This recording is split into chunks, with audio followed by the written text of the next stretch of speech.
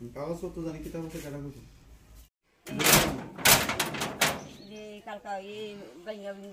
ঘটনা জানি যে আমার দেওয়ার ভূত আছে আর 10 বছর ধরে, প্রায় 8-10 বছর তো আছে, পোলা খাইতেছে, কাজ করতেছে, আমি তো এরকম কোনো খারাপ দেখছি না।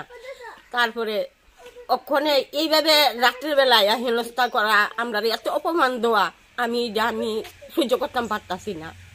এখন বুঝলাম তো মায়াটারও কোনো পাত্তা নাই। মেয়েটা বাড়িতে যাওয়ার কারণটা কি? মেয়েটারে মাস তো টানাটানি করছে, তো মেয়েটার বিয়া করে দিব ওই আমার দেওয়ার পুতের লগে। এটা করছে কে? এটা করছে এই পাপিয়া নেত্রী দেনে নেত্রী। এবার সিবিএম এর লিয়ে আইছে, সিবিএম এর ঠাকুর লিয়ে আইছে, বিয়া করাই দিব আমার বাড়িতে। সিবিএম এর ঠাকুর লিয়ে আইছে। ঘটনাটা রাত্রেবেলা ও 12:30 একটু দিব, এরপর তো থানা আইছে।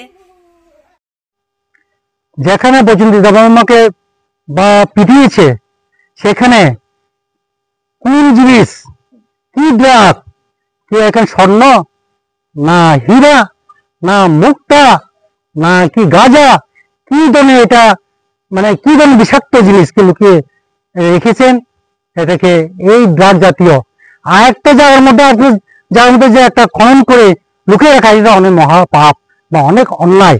এটাকে নিয়ে আমি সরকারের কাছে বা পিএসের কাছে এটাকে সুস্থভাবে ধরে কি ড্রাগ জাতীয় এটাকে জিজ্ঞেস করার জন্য অনুরোধ করছি। আমার মাইরা দইটা রাখছে না।